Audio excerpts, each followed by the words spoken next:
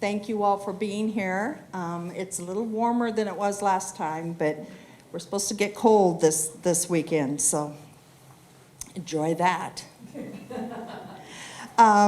It's with pleasure that I get to introduce a fellow redhead, and she is amazing. This book is amazing, so you guys will really enjoy this presentation. Let me introduce her officially. With a passion for making the everyday realities of past peoples come alive, Jennifer Hill holds a PhD in American Studies. Her research and writing focuses on childbirth, contraception, abortion, venereal disease, and healthcare in the American West, an area with a compelling reproductive history. Based on the belief that history is a powerful tool for understanding current controversies, Hill focuses on interpreting our shared human past in ways that inform contemporary reproductive issues. Currently an associate teaching professor at MSU, Jennifer works as an interdisciplinary scholar in the field of American Studies. When she's not researching, writing, or teaching, she can be found trail running, gardening, kayaking, and I have this same kind of thing that I love to do, because she says you can find her kayaking or eating. So that's the best hobby there is. Please welcome Jennifer Hill. Thank you. Thank you for the grand introduction, and thanks to all of you for showing up. Because I'm excited to be here talking about this book that I wrote, and it always helps to have someone to talk to. So I'm always appreciative of audiences, and thanks to the Historical Society who made this possible and all the people at the library also. I am going to talk you through some of the selections in here and give you a sense for what the book is about. I'm also going to leave plenty of drama untouched because you have to have an incentive to buy the book. So there will be plenty that I don't talk about, but hopefully I can give you a basic outline for what the premise is and the ground that I covered. The first thing I want to talk about is to head off a question that I always get, which is, why in the world did you decide to write a book about childbirth? And that's the first thing that people always ask me. I would say that my academic work centers around the American West, and so I'm consistently doing research about human history in this area. I grew up in Montana. I'm a Westerner through and through, but I'm also a reproducing Westerner. I have 3 children, and so I actually reproduced in this part of the country. And that experience was notable for me in that people came up to me and they would ask me questions and they would make physical contact and they would clearly indicate that I had entered a different space when I was visibly pregnant.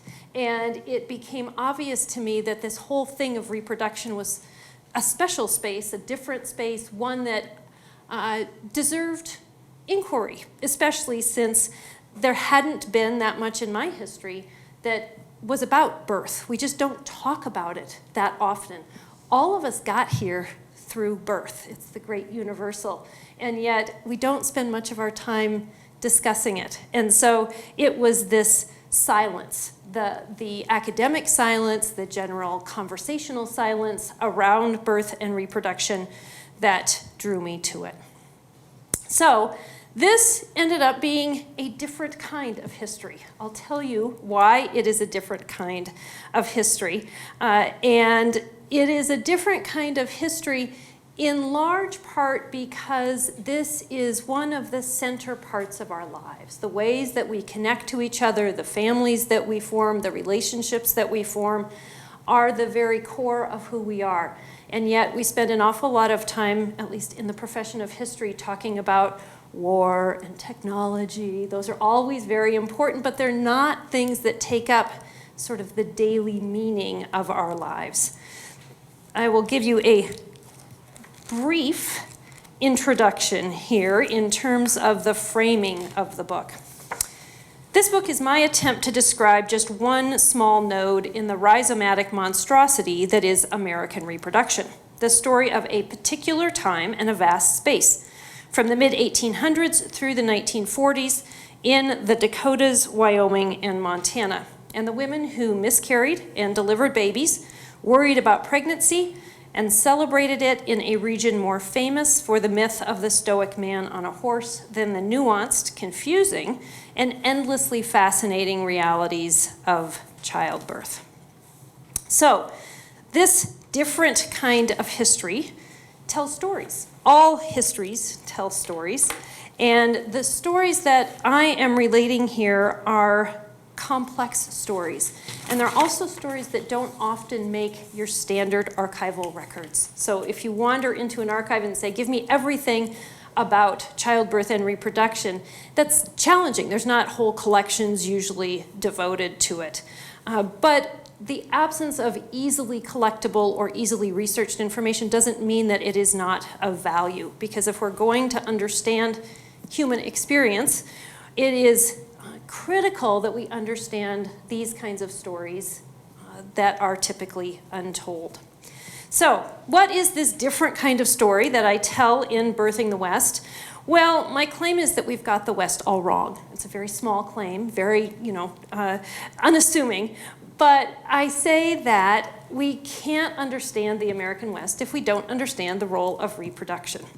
So, I will give you another quick summary here. I posit a revisioning of Western events in which women's reproductive labor, often disregarded by history, is recognized as an integral component of the deeply racist and simultaneously misogynistic settler colonial enterprise. The U.S. Army confined Native Americans to reservations, but the conquered territory could only be fully Americanized when churches and schools, communities, farms, and growing urban centers dotted the landscape. In short, women were needed to cement the claim of ownership in the Northern Plains and assuredly wrest it from Native peoples in the region. In this way, reproduction in the Northern Plains region served nationalistic aims and did more than increase the population of sparsely settled Western states. Reproduction put the region into service, it demonstrated ownership, and it began the process of nation-making in a place only recently removed from the control of its original inhabitants.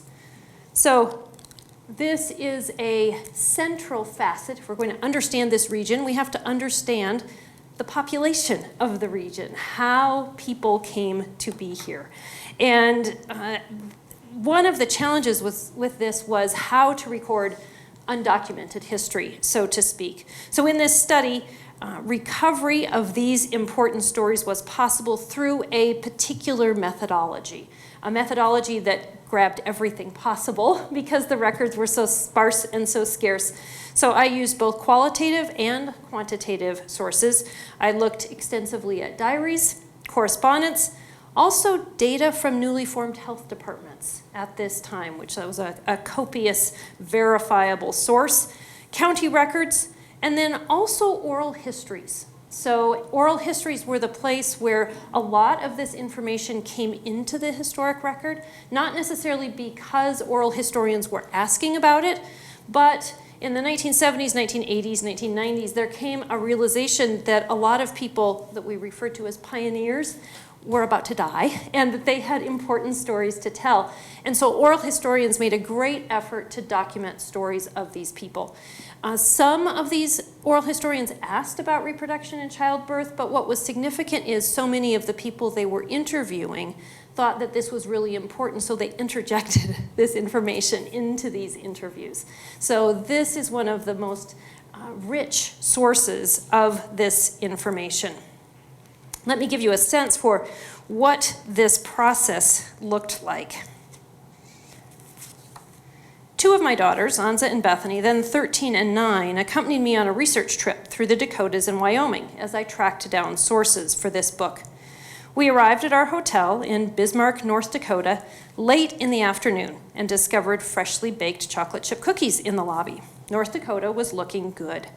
We toured the North Dakota Heritage Center and State Museum and returned the next morning to investigate the archives. After repeated research ventures across the region, I was familiar with the refrain, "No, I'm sorry, we don't have any records about childbirth at all," from well-meaning archivists. To locate sources, I usually scoured oral histories from a repository's collection, and North Dakota, like so many of its sibling states, had a stash of recorded conversations with settlers reflecting on their early years in the state. Sitting down with a list of oral history interviewees, I went looking for the index of transcriptions, only to discover that the oral histories had never been transcribed, and that no survey of topics and no way of searching the hundreds of named oral histories even existed. At around 2 hours in length each, the recordings, on tape no less, so they could not be digitally copied, represented at least 400 hours of listening in place in the oil pump-dotted environs of Bismarck.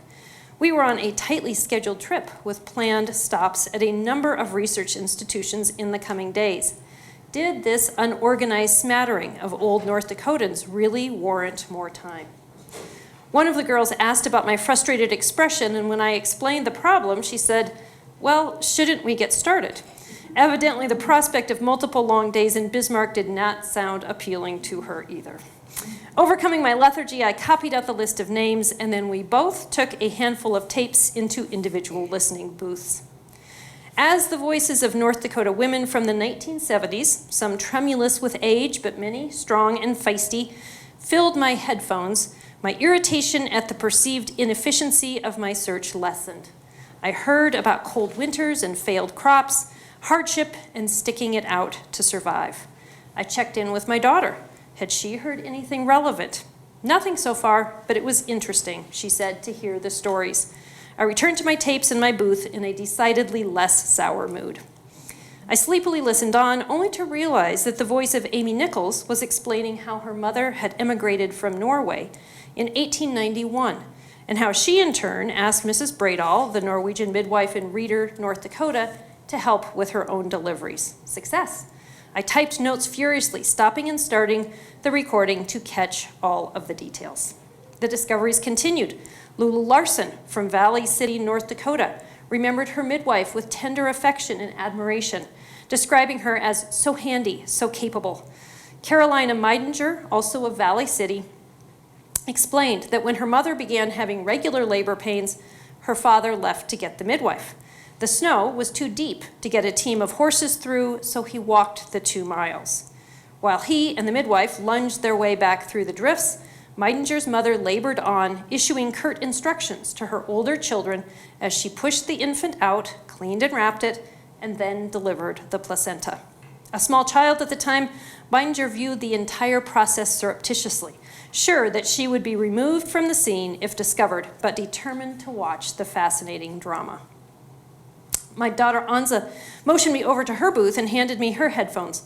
Loretta Thompson, first in hesitant tones, then with growing pride, described how her mother had sent her at the age of 17 to deliver the baby of a neighbor. The more experienced women in the area were already attending births, and Thompson's mother gave her careful instructions. Thompson said, "She told me all the procedures that I was supposed to go through, what I was supposed to keep this way and that way. Everything had to be clean. The rags had to be in the oven." Thompson's mother reassured her daughter that everything would be fine if she would be careful to follow what I tell you. Pausing to consider her long ago adventure, Thompson said with evident satisfaction, "Kind of rewarding when you do things like that." As Clara Ramey described giving birth to twins on her own, Larry Sprunk had asked her, "Weren't you in pain?"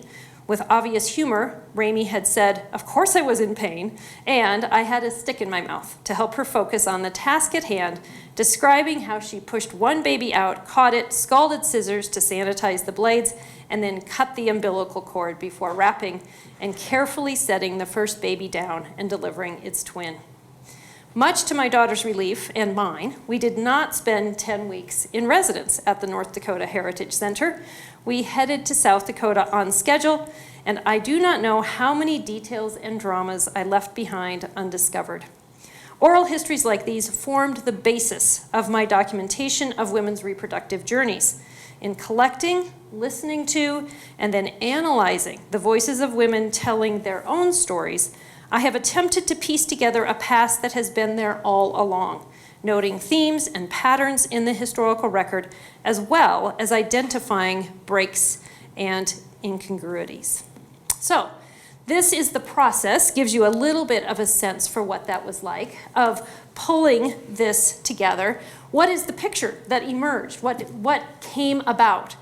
Well, what I discovered was that mothers and midwives were not mere accessories to white colonization. They actually were at the center of the process. They formed an informal structure of care, and I call it informal because it wasn't government-based, it wasn't led by male cultural leaders. That doesn't mean that it wasn't effective. Actually, it was highly professional, it was contextual, on the ground, adaptable, received no government funding, and there wasn't any large-scale effort to record its successes, but it succeeded in providing reproductive care to women all across this huge region, and doing so with significant success. And so it was a noteworthy accomplishment. Let me give you some specific examples, though, of what this looked like, now that you have the large-scale picture in your mind. So first of all, this is what reproduction in the American West looks like. It is going from a small family or no family to a number of children. And this is one of the visual representations of why it's so important. This is what was happening in communities all across Montana, the Dakotas, and Wyoming. Now, in terms of the specific details of pregnancy, there's a couple things to think about specifically that we need to recognize when we think about these specific individuals. This is Lorenza Koch. She came out, she was living in the Gallatin Valley. She and her husband had relocated there from Missouri. And when she discovered that she was pregnant, and there was no pregnancy tests at this time, so discovering she was pregnant simply meant she was watching signs and symptoms of her own body, she was actually very upset. And this is significant because so often for women of this time, we put this assumption onto them that simply because they couldn't control their pregnancies, their fertility in the way that women today can, that they were particularly overjoyed to be pregnant all the time. And that was simply not the case. So Lorenza wrote a letter back to her mother talking about how unhappy she was to find out or think she was pregnant, and how she had hoped to put this off, and that it was not, unfortunately, a moment of hearts and flowers. It was a moment of deep sadness for her, recognizing what part of her life was going to commence. She had ended up having, I believe, 4 children over the course of her life. The other thing we have to think about is in a time now where we know of pregnancy as being a very clear yes or no sort of thing. In my reproductive years, I didn't spend any time wondering if I was pregnant because we have methods to test. They didn't. And so we have to remember that especially for women who were facing the physical challenges of homesteading, for example, they weren't necessarily menstruating all the time because of their caloric deprivation and because of their physical activity. And so they didn't have a lot of clues to go on in terms of were they pregnant, were they not. And so they spent most of their reproductive years in a condition of potential pregnancy, not really knowing if they were pregnant, not really knowing if they weren't pregnant. And that's a significant thing to note, given how different that is from today. The other thing to think about is miscarriage. So we know that there were very common miscarriages, but also it's nearly impossible to track those numbers in terms of comparing miscarriage rates then versus now, simply because miscarriages that happened later in pregnancy would have typically gone to get help from a midwife, probably, sometimes a physician if, for example, they had uncontrolled bleeding or something like that.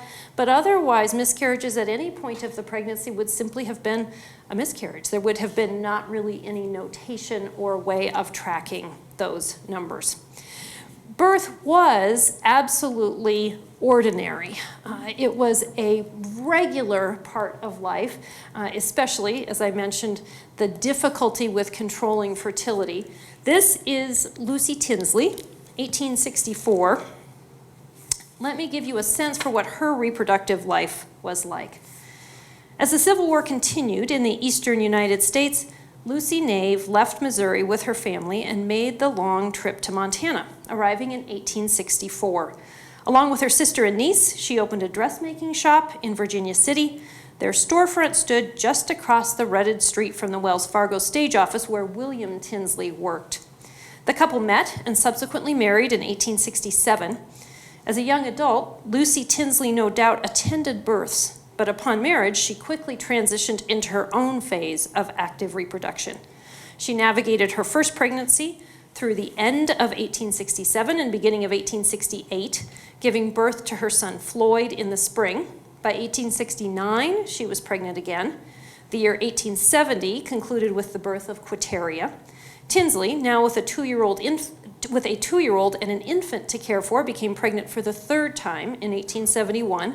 With Lillian's birth, Tinsley had 3 children, all under the age of 4, as she became pregnant for a 4th time in 1872. Tinsley delivered Ida in 1873 and quickly became pregnant for the 5th time, giving birth to William in 1874. Perhaps desiring a brief respite from constant childbearing or worn out from the quick succession of pregnancies, Tinsley nursed William through 1875 and conceived again in 1876. She delivered Enoch in 1877 and soon discovered herself in the midst of her 7th pregnancy, which resulted in Edwin's birth in 1878.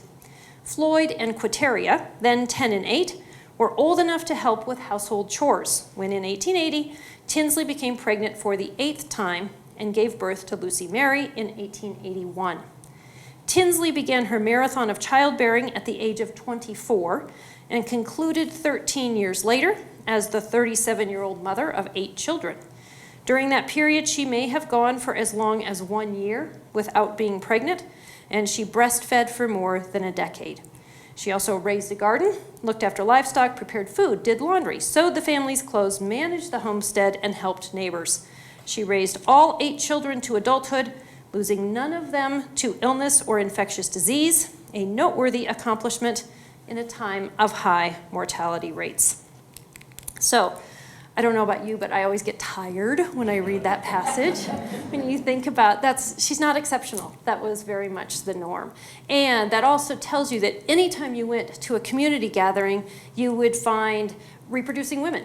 There would be women who were pregnant, women who were frequently you would have a mother who was pregnant and her older daughter that would be also pregnant too, given how long that reproductive span lasted. The other significant thing to note about childbirth and reproduction during this era is the fact that women prioritized postpartum care. So that was the thing they were adamant about, having help after delivery. So the absence of prenatal care was not something that really concerned them. There were many of these women never saw anyone with any knowledge of pregnancy or reproduction prior to going into labor, but they almost always arranged for someone to be there after delivery to help with care, usually in a couple of weeks after delivery. So when midwives would come, there was a whole span of expertise that these women would offer. A lot of immigrants to this part of the American West came from Northern European countries, which actually had state-sponsored midwifery training for the most part. So there were a lot of extremely skilled, trained women who happened to be immigrating to this part of the country who also carried their midwifery tools with them and their midwifery textbooks with them. So if you called a midwife, if you were Lucy Tinsley and called a midwife, you might get one of those midwives who actually had a tremendous amount of sort of educational training. On the other hand, you could go all the way to the other end of the spectrum to someone who refused to call themselves a midwife, but actually had a tremendous amount of birthing experience. So if you think about how often birth happened and what a social event it was. When you went into labor, you would call your neighbors and they would come. And so by the time you reached your 20s, certainly by the time you started reproducing yourself, if you were female, you had already been present at a number of births. So the amount of expertise and knowledge that people had was actually quite tremendous. If you throw in also that this is an agricultural region and humans are mammals, and if you have worked with livestock, the mammalian birth process has some remarkable similarities. So there was a lot of knowledge that people of this era brought. So the level of skill and the host of women who could legitimately claim to be experts meant that even though there was no institute of birth in Montana, the Dakotas, or Wyoming, women nevertheless provided, by comparative historical standards, a high quality of care. I'll give you another example. This is Mary Kastmeyer. She lived in Fort Benton. She practiced in the 1910s and 1920s. This is with her family. And what is significant about this kind of care and this informal infrastructure that existed is that it wasn't there just for the birth. So for example, when Mary Kastmeyer went to her clients, and she would sometimes walk, she would sometimes take a short rail line that was up north of Great Falls, and sometimes she would get rides. She never learned to drive. She would go see, obviously, to be present with women when they were laboring, and that meant that she could be gone for 2 or 3 days at a time. Sometimes her family became very self-reliant in that regard. And then she would obviously come back for that probably 2-week period after the birth.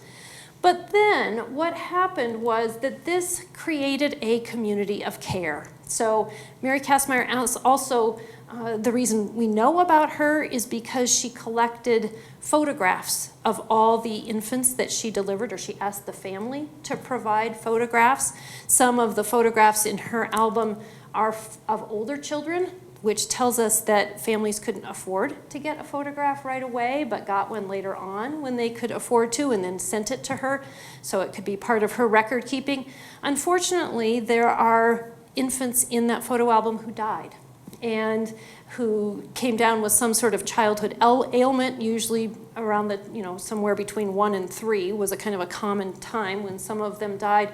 And Mary Kastmeyer would have been present for the death also, and present for the family during that. Also, most records that we have of midwifery care include a graduated payment schedule. So no one went without reproductive care because of inability to pay.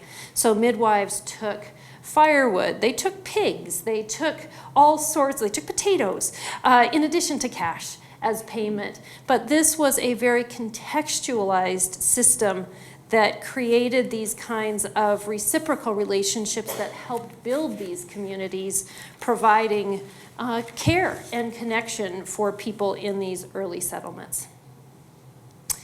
So what happened then, and this is the part that I'm not going to go into great detail about given our time, but the big drama is that starting in about the 1900s, 1910s, the profession of midwifery was targeted by organized medicine.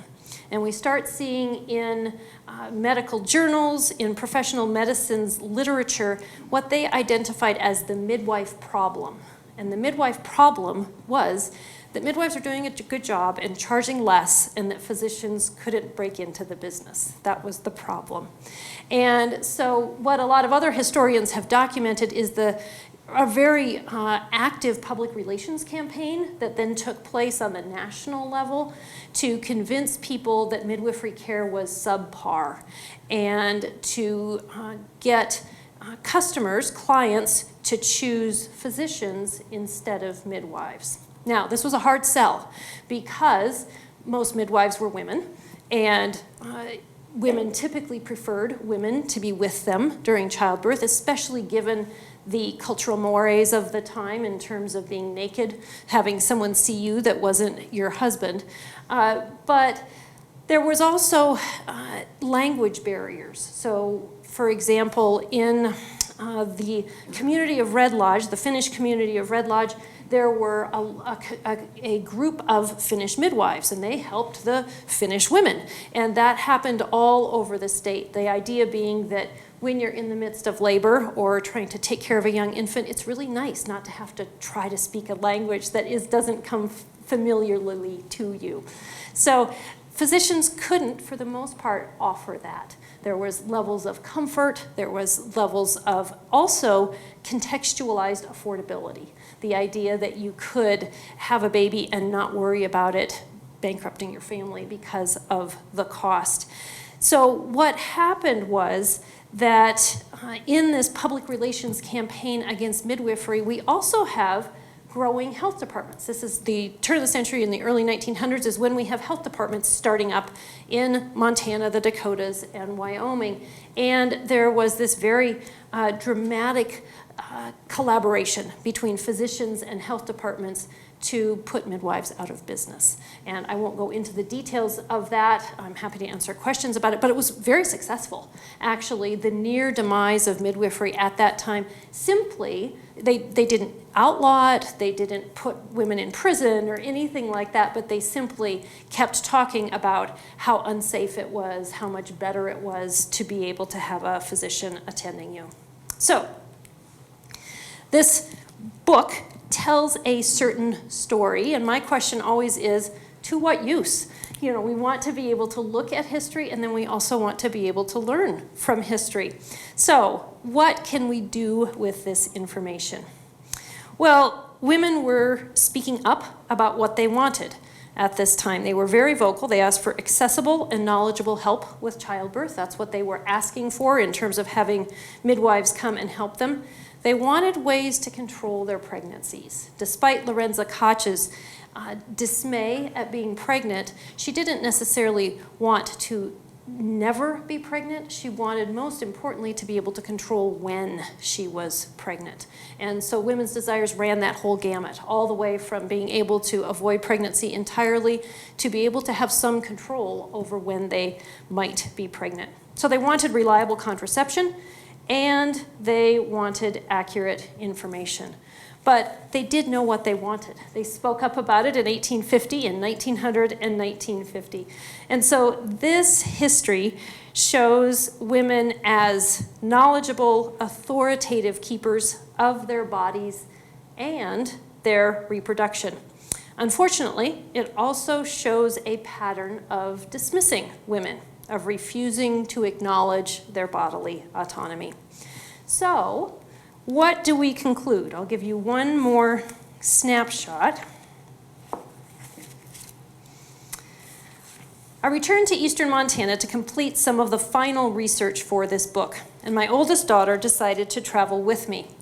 My previous trips were characterized by hours behind the wheel, but on this journey, she shared the driving, and I soaked up the space and sky. The miles of western expanse, the grass-scented air, the bluffs that begged to be climbed, and the clouds piling up in the great blueness still remained, as did the memory of the women who had so recently and yet so long ago inhabited the northern plains. I thought about what they taught me, about what I learned from the host of women in all those places across the Dakotas, Wyoming, and Montana. My task did not include monumental efforts like storming the Bastille or developing a fungus to biodegrade takeout containers, but instead called for a practice far easier and simultaneously more challenging: to listen to and value women, care, connection, and kindness.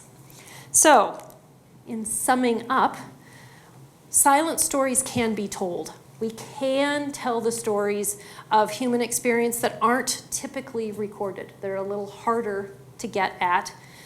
Relational connections are the core of human existence. These are the things that really define people's lives, and it's worth spending time figuring out what those are and understanding and appreciating them. And then finally, we need a language of power and value that appropriately centers care, connection, and kindness. Thank you.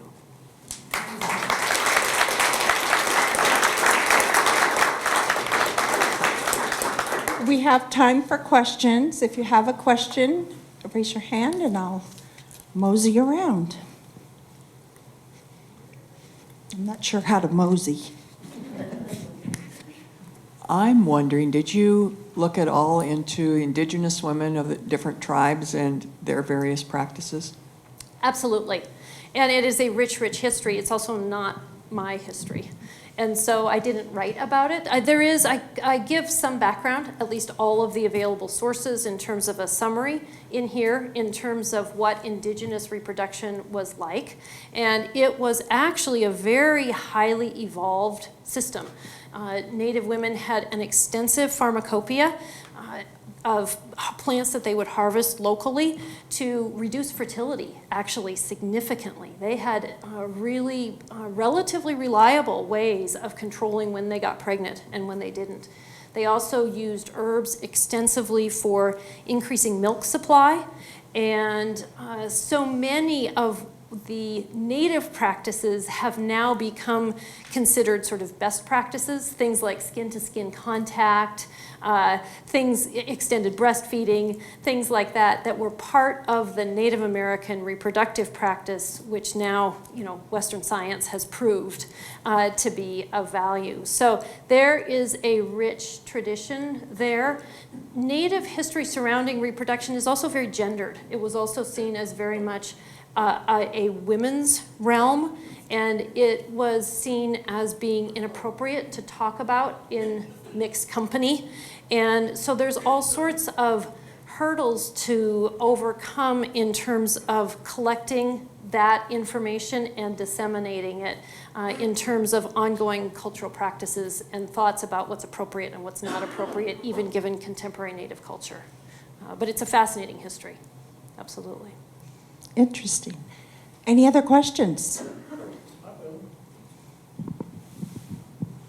So did you see anything in the data about infant mortality rate? Did it go down when physicians took over, or did it went up? It actually went up. Well, let me contextualize that for you, Kirby.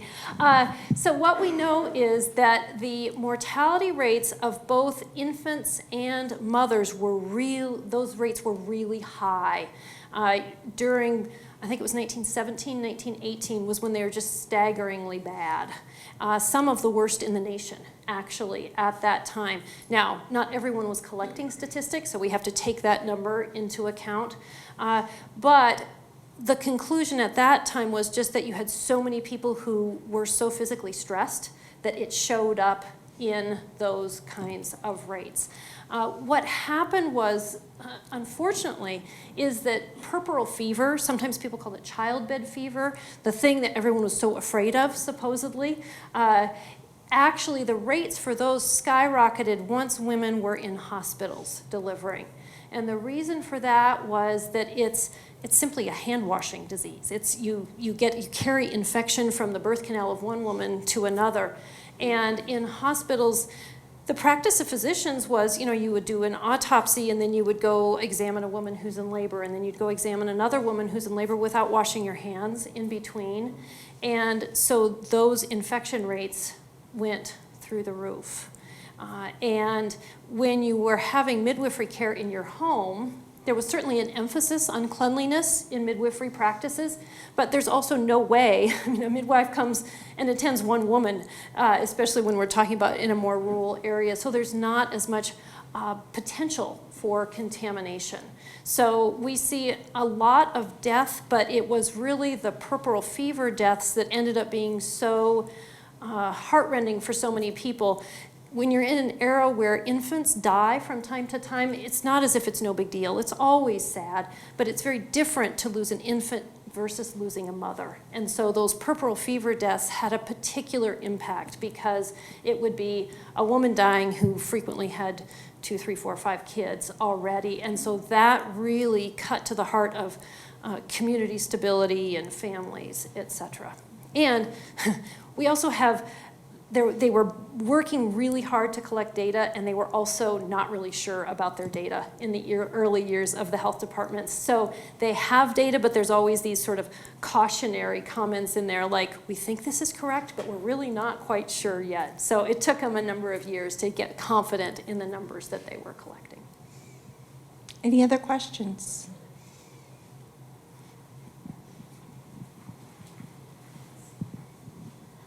What sort of methods were these women able to use in terms of contraception? So contraception came, it always mattered who you knew, put it that way, because the best method of contraception was knowledgeable information about human biology from someone who actually had information. So there were a lot of sort of falsehoods going around. One of the common and least pleasant ones, women would frequently douche with different preparations to change the pH of the vagina, sometimes using kerosene. That was one of the ones that showed up commonly, unfortunately. But then otherwise people would be using barrier methods. In addition to the rhythm method, then things like condoms existed, other barrier methods. But douching was actually a surprisingly common one that people relied on. And so finding out, being able to track one's cycle and understand how that worked was something, that was information you had to get from someone. And there were certainly texts available, but the Comstock Act of 1875 made it illegal to send any information about this through the mail. And so it meant that reliable information was hard to come by. Some local pharmacists would be great about dispensing information, and some of them really knew what they were talking about, but they also faced potential, depending on the mood of the community, they were putting themselves out there in terms of being prosecuted for dispensing information. Any other questions? I have one. Certainly. I was wondering about postpartum depression. I'm sure that it was hard to track during that time, but was it a common thing? And did they kind of evaluate as to how it came about? And it was certainly common enough that it shows up in the historic record. So there were a number of cases where women were actually sent to Warm Springs for postpartum depression. And the knowledge in the communities, there was one physician I'm thinking of in Baker, he said, I'm not going to help you with your baby, with your delivery, unless you come to town for 2 or 3 weeks before your delivery date, because you have to rest up. He said that he just was so concerned about helping people have babies who were just absolutely depleted.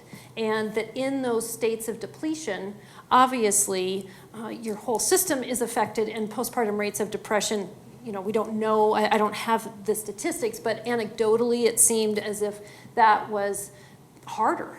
I think one of the things that really helped was that emphasis on postpartum care, was the fact that if you weren't alone, if you weren't trying to manage everything on your own, that seemed to be a bit of an antidote for postpartum depression, and certainly having another adult there who could spot, assist, ask questions seemed to be particularly helpful.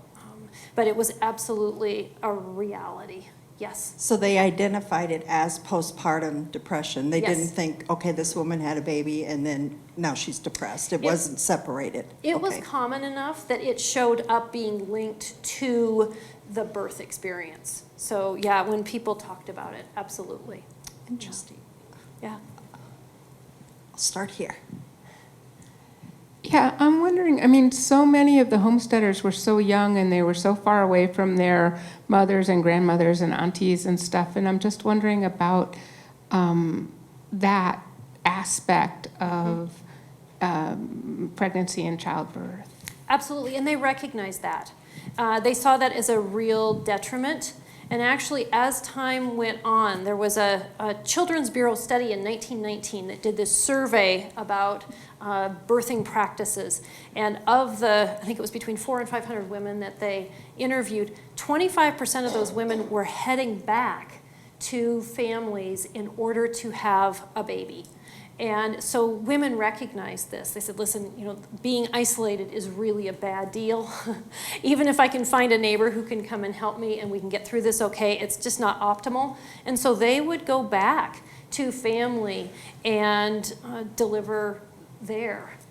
And in fact, this happened in my great-grandmother had her first child in Ekalaka, Montana, and then for a second pregnancy, she went back to Missouri because she wanted to be with family and wanted to be surrounded by them. There was obviously a financial cost to that. Travel was not cheap. And also, these women performed such essential labor from an economic perspective, too, that being gone, you know, sometimes if you're taking small children with you, they would not be gone just for the birth. They would be gone for usually at least 4 to 5 months, sometimes 6 to 9 months before they would come back. So it was a really big deal for families to make adjustments to make that happen. But it was something that a lot of people really prioritized and took action on. I have a question over here. On the note of the postpartum, you were talking about depletion Right. of a woman. Now, would that be looking more at like possible vitamin and mineral deficiencies type Yeah. thing, that when Certain- someone's depleted that much, then it really puts some wear and tear on them? Absolutely. And in terms of diet, you know, people were eating a lot of bread. It was, you know, a really flour-based diet and a protein-based diet. So there certainly could have been vitamin and nutrient deficiencies, but it's really, the records of the time just talk about women being worn out from childbirth. There was just this sense of a gradual sinking from pregnancy after pregnancy after pregnancy. And while I understand they had a high of bread, but they did do a lot of gardening and stuff, but not everyone necessarily had that. Right, available. and especially in, you know, they did preserving as much as they could, but then you would have times of the year when you didn't have fresh stuff available. And once again, the railroad provided a lot. You could buy all sorts of wonderful things, but it was expensive. So we have to remember all of the monetary questions, class-based questions. Some of that stuff, it was available technically, but not necessarily financially available for some people. Do you think it's possible that where postpartum is concerned, that it might not be so much mental as vitamin and mineral deficiencies? I have no confidence to make a comment on that. Just something to talk about. Whatsoever. I can tell you that people of the time saw it as one, you know, reproduction was considered a social thing. They didn't think of it as a medical thing. So when you went into labor, the first thing you would think of is, I'm going to call those near and dear to me. They didn't think, this is a medical issue that I really need help with, because they didn't need help with it a great majority of the time. Most of the time, pregnancy is totally normal and happens without an issue. And so they saw reproduction within a contextual social context and tended to look at that whole system instead of just looking at it from a biological perspective. Any more questions?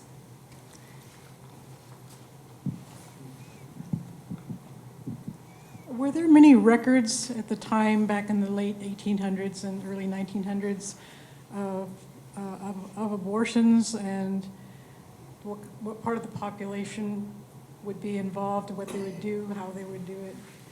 Mm-hmm. So the statistics on, I have not seen statistics on abortion from that early because people weren't really collecting them for the most part. I have seen a number of oral histories that where women are talking about their experience.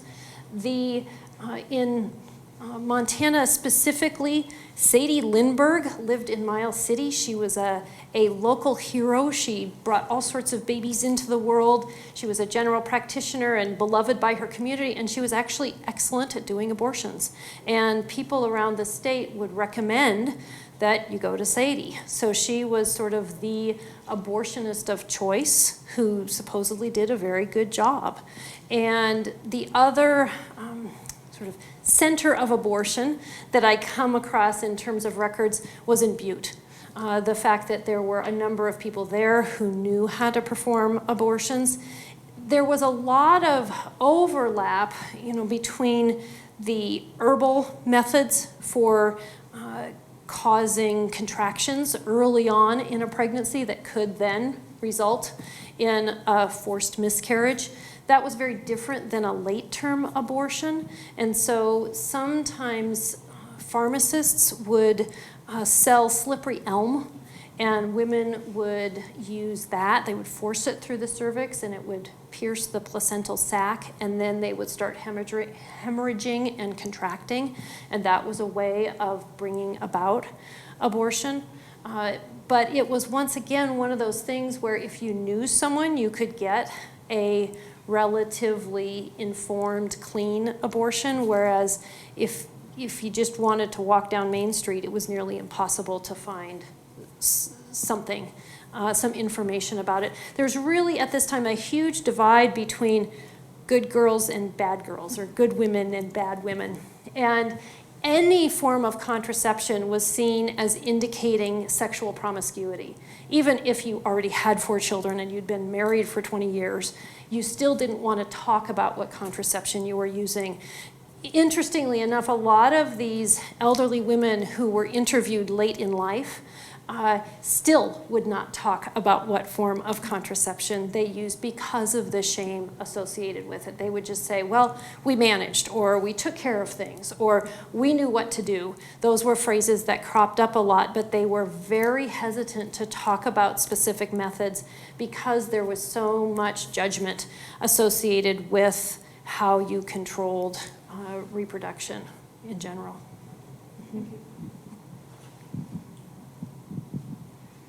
Okay, let me.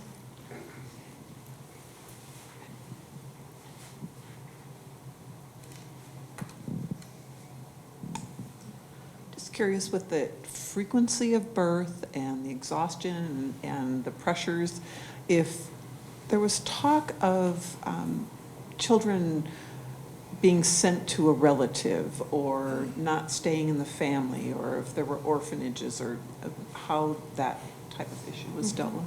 Yeah. So certainly some families just couldn't take care of their kids. Absolutely. And we start seeing, especially in Montana history, you'll start seeing those state institutions forming, orphanage, etc. So absolutely that happened. That's not so much what I focused on for this project, so I don't have statistics and dates at the front of my mind in terms of how often that happened. That was not something I came across very often, to put it that way. There were certainly times, I'm thinking about another midwife north of Great Falls. Her name was Lizzie McLean. Her husband was a bridge engineer. They staked their claim, and then he went and helped build bridges, and she stayed on the homestead and did all of the work.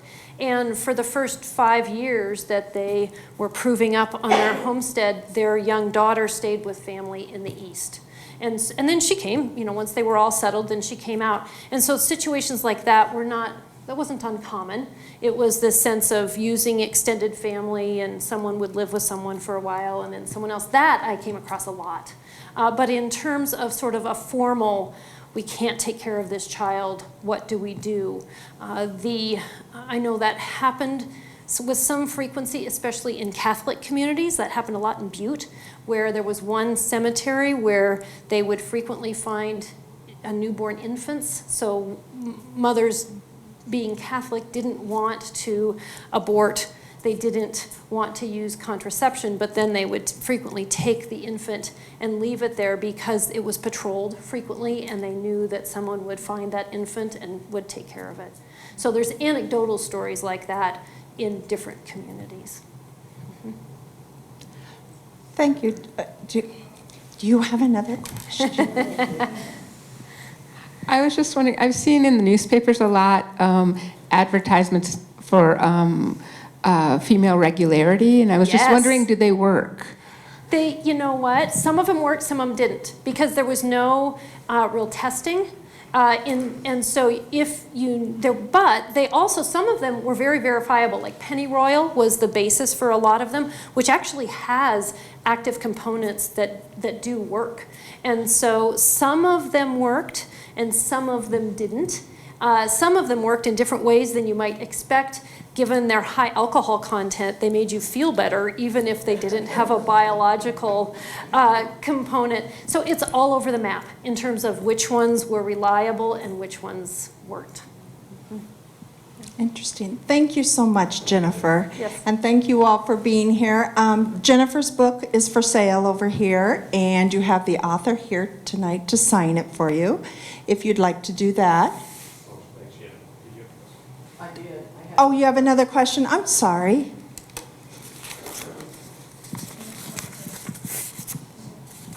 I'm wondering about the records that you found of women who were not married and the response to that.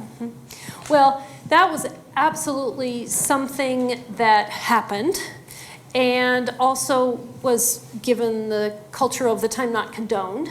And so once again, there were all sorts of things. Certainly they tried, that was in situations when there would have been a desire for an abortion sometimes. Sometimes that was when the young woman would go back to family somewhere and then would come back afterwards. And then sometimes, parents would raise the infant. And so there was a whole host of kind of patchwork that people did in that situation. And sometimes they would partner, they would get married, the mother and father. So it differed tremendously given the situation. Okay, I'll ask. Is there any more questions?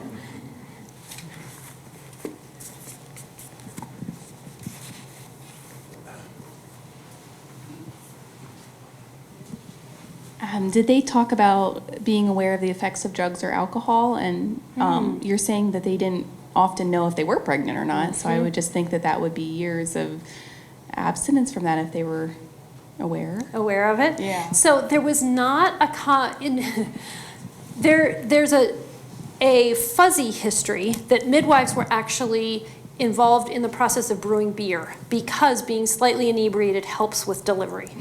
So there was certainly not an attitude of teetotaling during pregnancy.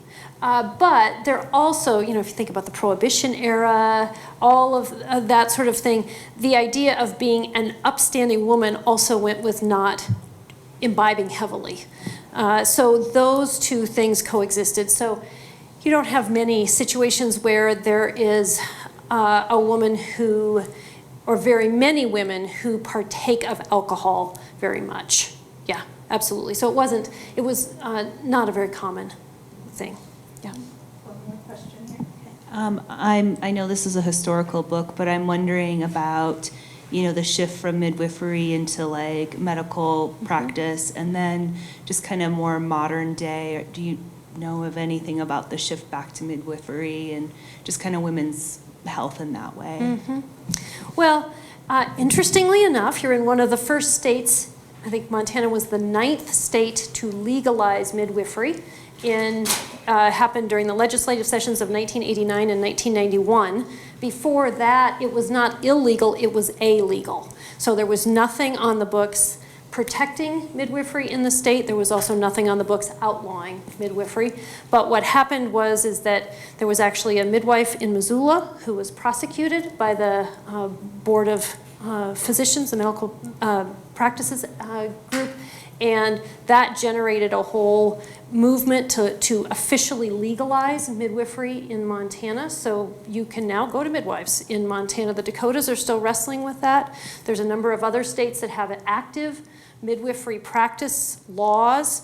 You can get licensed as a midwife in Montana now. And so there has been a tremendous shift back to midwifery in recent years, especially given rates of C-section. More than a third of infants come into the world in surgery settings in America now. So more than a third of babies are born surgically, which is staggering, given the fact that what we know of complicated pregnancies, it's usually 1% to 2% of pregnancies that really need a C-section. And so there's a number of people who have pushed back against that and said, we really don't feel like we need major surgery for this. We'd like to just continue the way the human race has been going for thousands of years. So there has been an expansion of midwifery and certainly a desire for it in recent decades. That really came about, we can look back at that, that really came from probably second wave feminism. We see the beginnings of that in the 1960s, 1970s. That was when the big push was in a lot of states for midwifery, home-based midwifery, as opposed to being in the hospital, but continues to grow. It's growing at a significant clip. Mm-hmm. Okay, this will be our last question.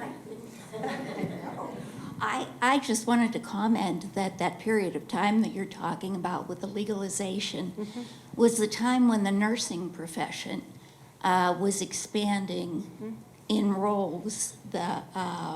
And nurse midwives became more common. They were, nurses that went on for further education to become midwives. And they've got huge practices everywhere at this point in time. So, Yeah. But it was hard to get that legalized in Montana too. Okay, I know everybody has a question, but we're out of time. Thank you again, Jennifer. Yes. That was amazing.